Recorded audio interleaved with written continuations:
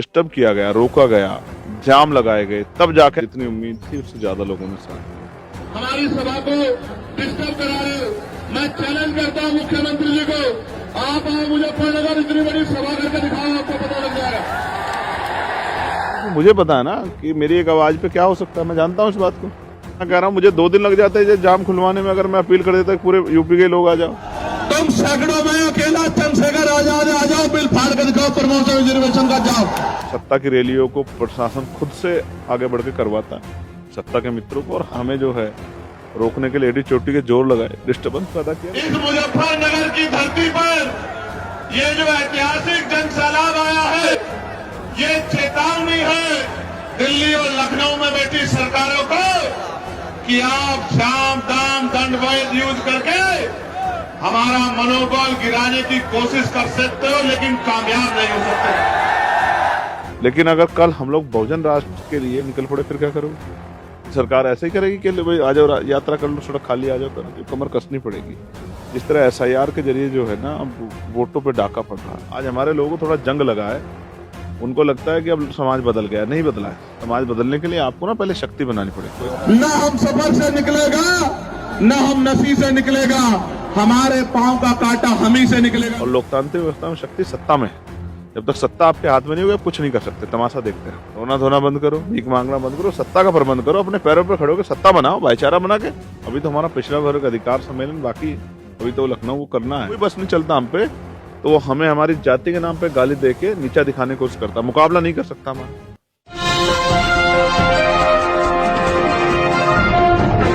साथियों नमस्कार, मैं हूं नीरज पटेल और आप देख रहे हैं नेशन जनमत। मुजफ्फरनगर के GIC ग्राउंड में एक युद्ध जीत करके आए।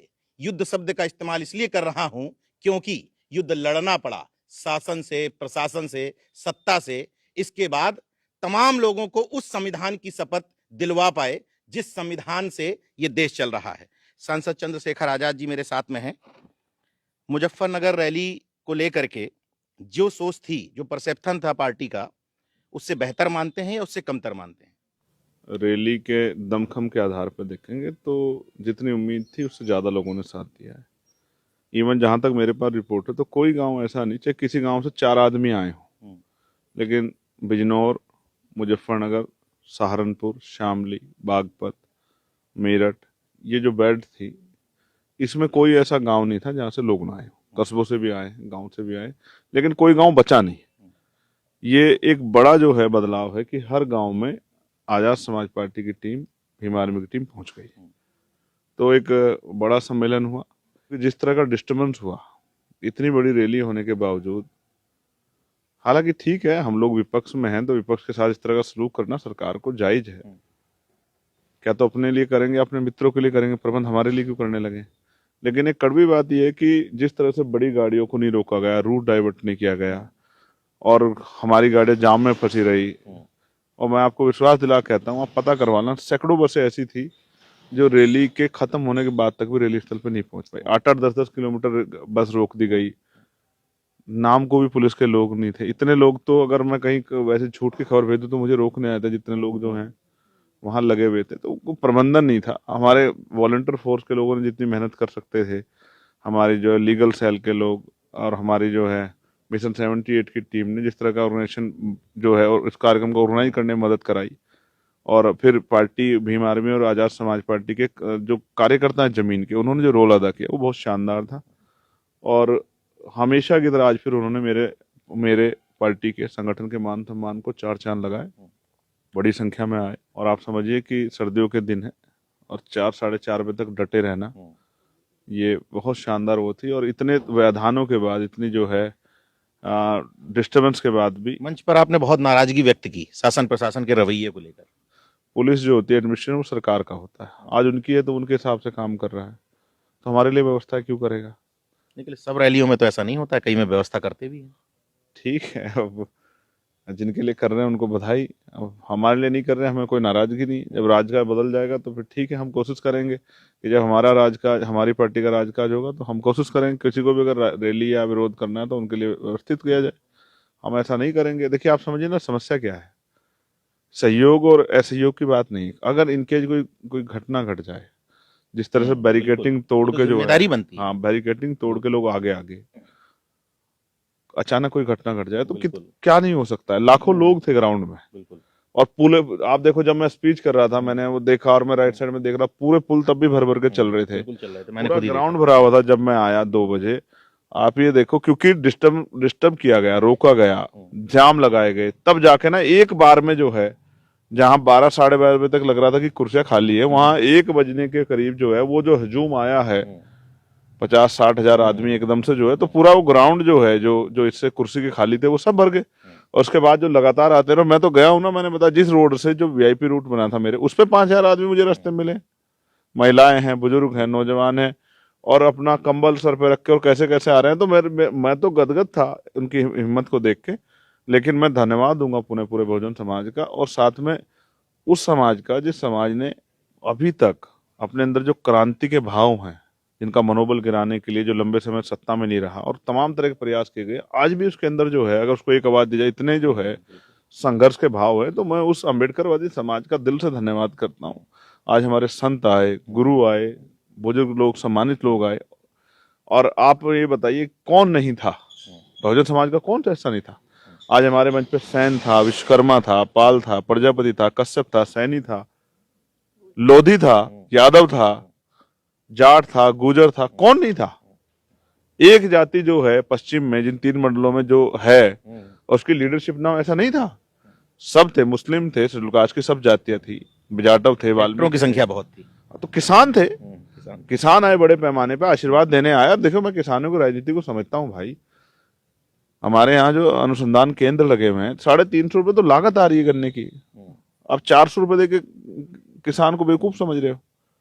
और फिर उसके साथ बिजली के दाम आपने बढ़ा दिए, आपने जो है यूरिया के दाम बढ़ा दिए हैं, आपने डीएपी टाइम पे नहीं दे रहे हो। किसान परेशान है, कोई पूछने वाला नहीं, किसान के अंदर पीड़ा है कि कोई आए हमारी आवाज उठाए। और आज जैसा उन्होंने बल दिखाया है, जिस तरह का भाव दिखाया, तो मैं ये कह सकता हूँ कि उनके मन में भी ये बात है कि अगर ये आदमी आगे बढ़ जाए तो फिर किसानों की तरफ कोई आंख नहीं उठा पाएगा और किसानों की समस्या का हल होगा। और मैं आज कहता हूँ, राजकाज बनेगा तो हम 500 रुपए देंगे गन्ने का मूल्य, और सिर्फ गन्ने का मूल्य नहीं देंगे, हम कोशिश करेंगे खेती किसान जुड़े हुए लोगों को और अलग जो है अवसर दिए जाएं कि वो जो है वो खेती किसान के पीछे ना हटें। अच्छा, एक खास बात, आप शुरू से अपील करते रहे कि 3 मंडल की रैली है, 3 मंडल की रैली है, ये स्ट्रेटजी का हिस्सा था क्या? अमूमन लोग कहते हैं कि भाई रैली में पूरे देश भर से लोग आओ, ज्यादा से ज्यादा भीड़ जुटाओ, ज्यादा से ज्यादा भीड़ जुटाओ, लेकिन आपने कहा 3 मंडल की रैली है, 3 ही मंडल से लोग बुलाए, आपने मना कर दिया उन लोगों को। मैंने मना किया, मैंने डांटा कि यहाँ से बाहर के लोग मत आना, क्योंकि मुझे पता है ना कि मेरी एक आवाज पे क्या हो सकता है, मैं जानता हूँ इस बात को। ये 3 मंडल के थे, मैं आपको चैलेंज कर, क्राउड होने का खतरा था आपको। ओवर क्राउड, मैं कह रहा हूँ मुझे 2 दिन लग जाते हैं जाम खुलवाने में, अगर मैं अपील कर देता पूरे यूपी के लोग आ जाओ।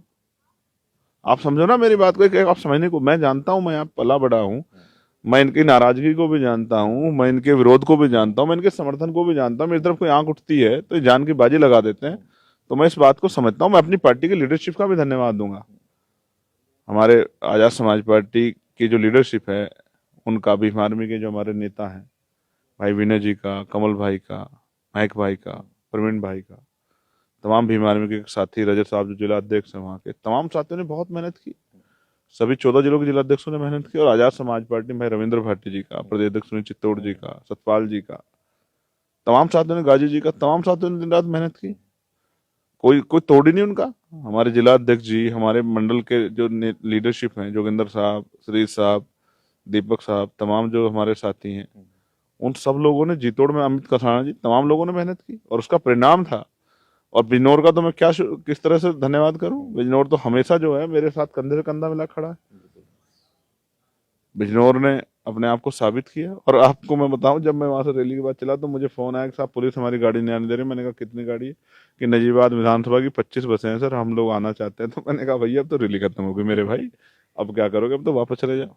तो ये स्थिति का सामना करना पड़ा, जहाँ एक तरफ सत्ता की रैलियों को प्रशासन खुद से आगे बढ़ के करवाता है, सत्ता के मित्रों को, और हमारे यहाँ हमें जो है रोकने के लिए एडी चोटी के जोर लगाए, डिस्टर्बेंस पैदा किया। लेकिन ठीक है, कार्यकर्ता धीरे धीरे समझदार हो रहा है, वो अपने लिए स्वयं करा सकता है। हम तो बहुजन समाज के वॉलंटियर हैं, हम समझते हैं इन सब चीजों से हमें 2-4 होना था।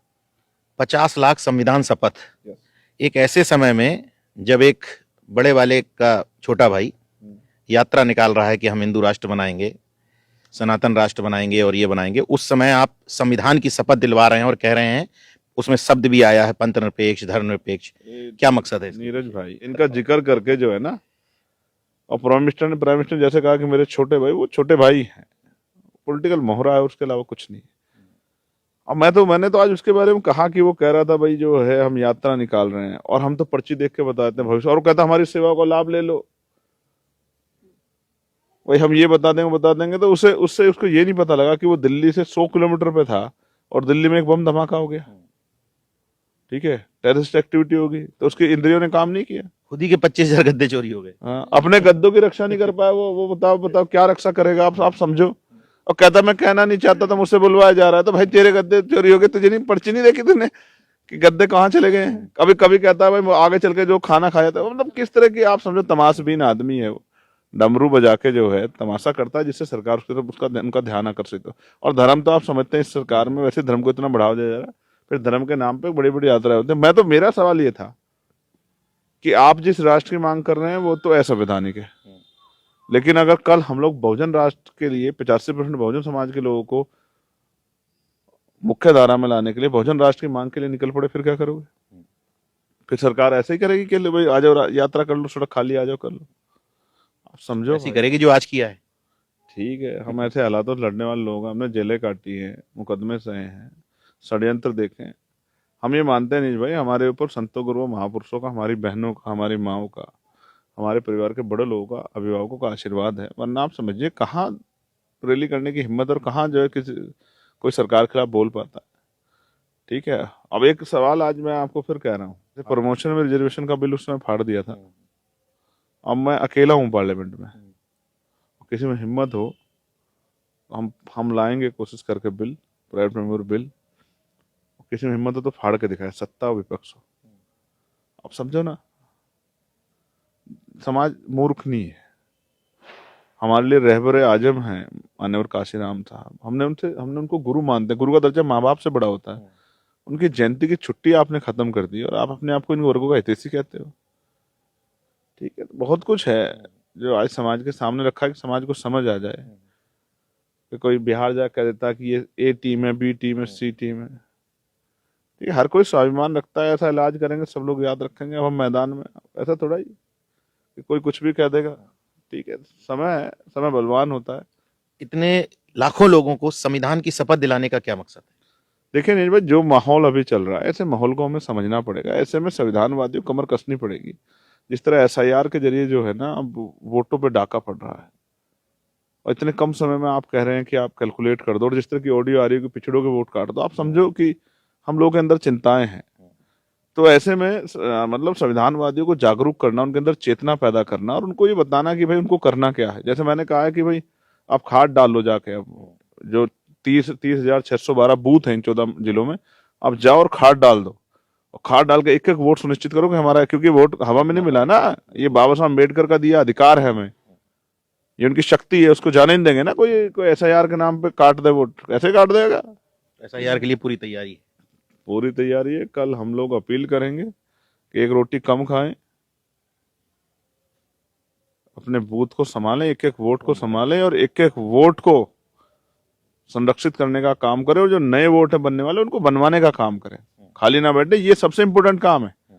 ये वोट का अधिकार ही है कि बड़े बड़े कुर्ते वाले, बड़े बड़े गाड़े वाले हमारी बस्तियों में आते हैं, हमारे पैर पकड़ते हैं, हमें भाई कहते हैं, जिनको 5 साल जो हमें कभी दिखाई नहीं देते, वो भी अगर जो है हमारी बूढ़ी माएँ दादियों से हाथ पैर सर पे रखवाते हैं और कहलवाते हैं कि दादी हमें आशीर्वाद दे दो, माँ हमें आशीर्वाद दे दो, वो हमें ताकत दे दो, ये वोट ही है। ये चली गई तो कोई हमें पूछेगा भी नहीं। दलित पिछड़ों को, मुसलमानों कौन पूछेगा? आप समझे, जिस तरह अधिकार, संवैधानिक अधिकार छीन रहे हैं, धर्म निरपेक्षता पे जो हमला हो रहा है, किसी अगर बुलडोजर चला दो, किसी की मस्जिद तोड़ दो, किसी का जो है वो खानका तोड़ दो, कुछ ही कर दो, किसी की धार्मिक आजादी पे हमला कर दो, किसी धार्मिक उत्सव को ना होने दो। कॉन्स्टिट्यूशन के आर्टिकल 28 है, 29 है, तीरे धार्मिक जो आपके जो बने हुए हैं, इंस्टीट्यूशन बने हुए हैं, उनको उन पे जो है बुलडोजर फेर दो, उन पे जो उनको बंद कर दो, तालाबंदी कर दो। हो रहा है ना, ये सब समझना पड़ेगा। और जिस तरह से देश को पाखंडवाद कर मोड़ा जा रहा है, आर्टिकल 51 को जो है, जो फंडामेंटल ड्यूटी है, उनको समझना पड़ेगा। यही लोगों से मैंने अपील की, इसलिए संविधान की शपथ दिलाई कि ये संविधान है, इस संविधान से पहला हमारा जीवन क्या था। सोचो इस देश में संविधान ना होता तो मुझे कौन कुर्सी बैठने देता, मुझे कौन रैली करने देता, मुझे कौन इस गाड़ी में घूमने देता, मुझे कौन प्लेन में उड़ने देता। ये तो संवैधानिक व्यवस्था में तो अधिकार मिले हैं ना। आज हमारे लोगों को थोड़ा जंग लगा है, उनको लगता है कि अब समाज बदल गया। नहीं बदला है। समाज बदलने के लिए आपको ना पहले शक्ति बनानी पड़ेगी। कोई भी परिवर्तन बिना शक्ति के नहीं होता। और लोकतांत्रिक व्यवस्था में शक्ति सत्ता में है। जब तक सत्ता आपके हाथ में नहीं होगी आप कुछ नहीं कर सकते, तमाशा देखते रहो। तो मैंने तो अपने लोगों से कहा कि अगर आप स्वाभिमानी हो तो यहाँ से जाने के बाद रोना धोना बंद करो, भीख मांगना बंद करो कि सरकार नौकरी दे दे, सरकार रोजगार दे दे, सरकार जमीन दे दे, सरकार मकान दे दे, और सत्ता का प्रबंध करो। रोना धोना बंद करो, भीख मांगना बंद करो, सत्ता का प्रबंध करो। अपने पैरों पर खड़े होकर सत्ता बनाओ, भाईचारा बना के। और भाईचारा बना के सत्ता बनेगी तो देने वाले बनो। काशीराम साहब जो कहते थे, उनके चेले हैं, वो कहते हैं अभी तक हमारे समाज का हाथ ऐसे फैला हुआ था, हम हर चीज के लिए हाथ फैलाते। अब मैं कह रहा हूं कि अपने हाथ को ऐसे कर लो, अपनी सोच मजबूत करो, तो जैसे राजकाज बन जाएगा। आज हम नगीना में देने की स्थिति में नहीं, क्या देने की स्थिति में कोई हमसे कहता है कि साहब वहां सड़क बनानी, तो हम कहते चलो बनेगी। कोई कहता साहब वहां वो शेड बनानी है, बनेगी। कोई कहता साहब मेरे बिजली का वो नहीं आ रहा, तो बिजली की व्यवस्था करा के देते हैं। कोई और किसी का काम होता है तो पानी की व्यवस्था, नालों की व्यवस्था करके देते हैं। तो ये राजकाज कहाँ से बना? तो बिजनौर के लोगों ने सीख लिया, बिजनौर के लोगों ने समझ लिया। तो जब उन्होंने समझ लिया और ये कर दिया तो अब देखो बात बन गई। तो ऐसे ही अगर वो इसी शक्ति को पूरे प्रदेश में बनाएंगे तो राजकाज बनेगा। राजकाज बनेगा तो फिर किसी की भी समस्या ऐसी नहीं होगी जो खाली बह जाए, और ये जुल्म जाति करने वाले इनकी टांग कांप जाएगी। इस रैली के बाद अब क्या, नेक्स्ट क्या? ये तो आप कह रहे हैं रैली में, तो हम कह रहे हैं कि आज तो पैर रखा है, आज तो पैर रखा है उत्तर प्रदेश में। यस। अभी तो हमारा पिछड़ा वर्ग अधिकार सम्मेलन बाकी है, अभी तो लखनऊ वो करना है। उसके बाद और बड़े कार्यक्रम बाकी। अभी तो 3 ही मंडलों की है, अभी तो 15 मंडल बाकी हैं भाई। आप जब पिछड़े वर्ग की बात करते हैं, मैं आज पूरा घूम घूम के देख रहा था। नहीं, आपने सुना नहीं सुना मैंने क्या मांग की है? मैंने मांग की कि पिछड़े वर्ग को प्रमोशन में SC ST के साथ OBC को रिजर्वेशन दिया जाए, एक मांग। दूसरा, पिछड़े वर्ग को लोकसभा और विधानसभा में भी जो उनका रिप्रेजेंटेशन सुनिश्चित किया जाए, जैसे SC ST को मिलता है। उनकी संख्या के आधार पर जाति की गणना कराओ। 52% OBC को, अति पिछड़े पिछड़े वर्ग के लोगों को उनकी संख्या के आधार पर रिजर्वेशन दो, पॉलिटिकल रिजर्वेशन, कि लोकसभा उनका प्रतिनिधित्व सुनिश्चित हो, उनके वर्ग का आदमी जाए। उसे तो हम समझा लेंगे, उसको बिठा के गिरा के समाजी को लगा के समझा लेंगे कि भाई कैसे अधिकार सुरक्षित रहेंगे, ठीक है ना। तो इससे हमारी संख्या बढ़ेगी पार्लियामेंट में, असेंबली में। भाई ये मांग की ना मैंने आज। निजी क्षेत्रों में आरक्षण की मांग की। 98% जो निजी क्षेत्र है, प्राइवेट सेक्टर है, उसमें इसमें जब नौकरी आरक्षण आएगा तो फिर पाल, प्रजापति, कश्यप, सैनी, मौर्य, साक्य, कुशवा, बिंद, राजभर, केवट, मल्लर, जाट, गुर्जर, यादव, लोधी, तमाम जो है, विश्वकर्मा, सैन और तमाम जो शेड्यूल कास्ट की जाति है, इनके बच्चों को भाई नौकरी मिलेगी। ठीक है, जब इनको नौकरी मिलेगी सह संगठित क्षेत्र में, 98% प्राइवेट सेक्टर में, तो इनको जो रोजगार मिलेगा, जेब में पैसे आएंगे। तो मैं जो मांग कर रहा हूँ वैसे थोड़ी कर रहा हूँ, जैसे सरकार नौकरियां खत्म हो रही तो इनको नौकरी रोजगार कहाँ से मिलेगा? कहीं गैर बराबरी खत्म थोड़ी होगी अभी। तो इसलिए मैंने मांग की कि सरकार, मैं बिल भी लेके आया, प्राइवेट मेंबर बिल, ठीक है। तो मेरी सारी मांगे वो हैं। मैंने ईवीएम पे मांग पूछा लोगों से, कल लोगों ने कहा ईवीएम बंद होनी चाहिए, तो बैलेट पेपर से चुनाव, इसके लिए यात्रा निकालेंगे हम लोग, और निजी क्षेत्रों में आरक्षण के लिए भी यात्रा निकालेंगे। कमर कसी है अभी हमने। मैं जिस समय आपका भाषण चल रहा था, मैं ऑब्जर्व कर रहा था, जैसे कोई ट्रैक्टर लेकर के आया तो मैं पूछने की कोशिश कर रहा था, जानने की कोशिश कर रहा था कैसे आया, कहाँ से आया। मंच पे आपको ट्रैक्टर दिया गया, उसमें गन्ने लदे हुए थे, मतलब प्रतीकात्मक एक वो बनाने की कोशिश की गई। तो मैंने ये देखा उसमें बड़ी संख्या में जाट थे, गुर्जर थे, कश्यप, सैनी, जो इनकी संख्या यहाँ पर ज्यादा है, मुस्लिम भी पर्याप्त थे। यानी कि जो कभी किसानों का एक कॉम्बिनेशन हुआ करता था, वो कॉम्बिनेशन आपकी रैली में था। तो आपकी भाषा में कहता हूँ, कभी कभी आप कहते हैं तो पश्चिम में किसका इलाज बांध रहे हैं आप? नहीं, इलाज तो अपना बांध रहे हैं। अच्छा, बीमार हम ही है ना। हाँ।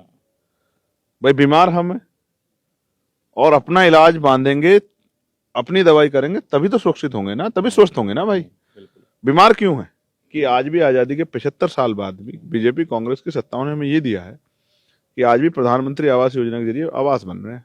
क्योंकि मैं लोकसभा का सांसद हूँ, तो दिशा कमेटी मीटिंग बैठता हूँ, तो मैं चेक कराता हूँ कि इस बार 900 का टारगेट आया, इस बार 1000 टारगेट था। मैं कह रहा हूँ अभी तक आपको लगा ही नहीं कि इनको मकान की जरूरत है। अभी तक आपको लगा ही नहीं। मैं आपको एक गहरी बात बताऊंगा जो मैंने मंच से नहीं की, किसी कारण छोड़ दी, लेकिन आपके सामने जरूर बताऊंगा।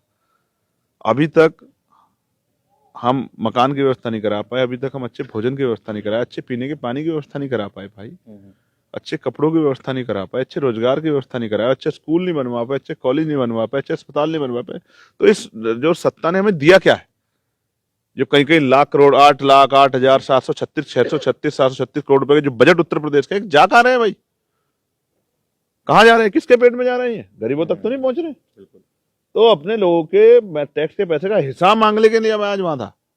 और मैं आपको बताता हूँ, मैंने एक वो देखा, कांग्रेस के बड़े नेता हैं और उनको एक बुंदेलखंड का परिवार आके बता रहा था। मैंने वीडियो देखा काफी दिन पहले, रोया मैं उसको देख के, मैं आपको सच बताऊं, भावुक हुआ। तो महिला कह रही थी, सामंती सर हमें वहाँ चप्पल नहीं पहनने देते। और एक नेता जो है वहाँ, शायद वो आर.डी. प्रजापति थे, वो बता रहे थे उन नेताजी को कि साहब वहाँ बड़ी बुरी स्थिति है मध्य प्रदेश के एरिया बुंदेलखंड के 7 जिलों में, और जूते नहीं पहनने देते। और वो माँ कह रही थी कि भाई बताइए हमारे आने वाली पीढ़ी अपमान कैसे सहेंगी, कैसे, ये तो बुरा है ये। तो नेताजी ने कहा चप्पल नहीं पहनते, तो उन्होंने इनको चप्पल पहना दी अपने हाथ से। इसी तरह का न्याय हमारे साथ अब तक होता आ रहा है कि अच्छा ठीक है, आपको चोरी होगी तो लो, कितने चोरी हो, 50,000 रुपए लो, 50,000 रुपए लो, मगर जिसने अपराध किया उसे कुछ नहीं। किसी के मैनिफेस्टो में नहीं है ना। जो चीजें हमारे लिए अपमान है, बाबा साहब ने कहा आदमी भूखा रह सकता है, अपमानित होकर नहीं रह सकता। हम क्या, दलित होना खुद में, अति पिछड़ा होने में अपने आप में एक अपराध है भाई इस देश में, क्योंकि गैर बराबरी का की सीमाएं वहां है। आज जैसे मुसलमान अपने आप को महसूस कर रहे हैं ना कि हम दाढ़ी टोपी धर्म के नाम पे जिस तरह का सलूक हो रहा, हम इस बात को पिछले हजारों साल से सह रहे हैं हम लोग और हमारे पूर्वज। तो हमारे अंदर क्या चल रहा है हमें पता है।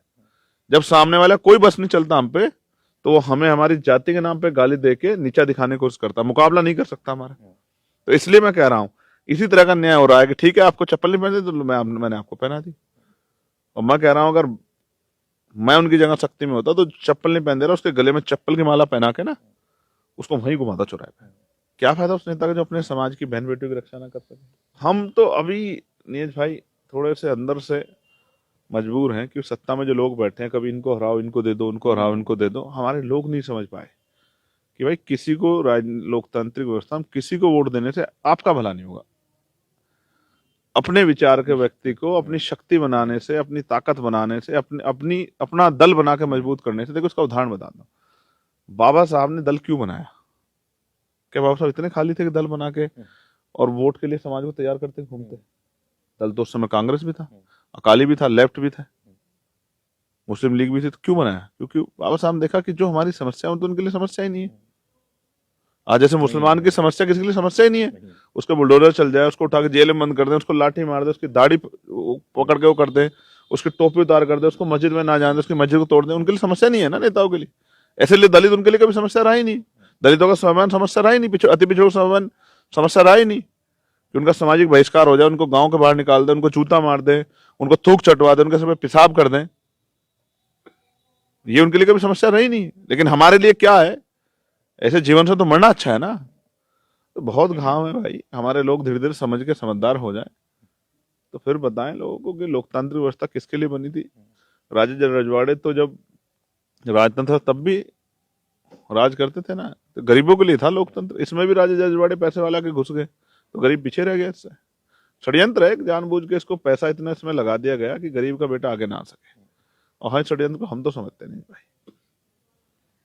तमाम ऐसे तथाकथित बहुजन नेता जिनको ये बार बार याद दिलाना पड़ता है कि मान्यवर कांसीराम साहब कहा करते थे कि राजनीतिक परिवर्तन के साथ साथ सामाजिक परिवर्तन उतना ही जरूरी है। लेकिन सांसद चंद्रशेखर आजाद न सिर्फ मंचों पर, सदन के अंदर सामाजिक परिवर्तन की भी उतनी बात करते हैं जितनी राजनीतिक परिवर्तन के हिमायती हैं। अब देखना यह होगा कि आपकी ये रैली पश्चिम उत्तर प्रदेश से जो मैंने आज आगाज देखा, क्योंकि एक्चुअल जो बहुजन कॉन्सेप्ट की मैं बात करता हूं वो मंच पे भी दिख रहा था और पूरे जो वहां पर रैली स्थल था उस रैली स्थल पर भी दिख रहा था। अब ये कितना परिवर्तित होता है पंचायत चुनाव बताएगा, और आगे 2027 जिसके लिए तमाम दल खम भर रहे हैं। और आपने कहा कि अभी तो मैंने केवल एक पैर जमाया है, आगे आगे देखो होता है क्या। बाकी देखते रहिए नेशनल जनमत, जागरूक और सजग बने रहिए। जय विज्ञान, जय संविधान, जय लोकतंत्र। धन्यवाद। धन्यवाद भाई।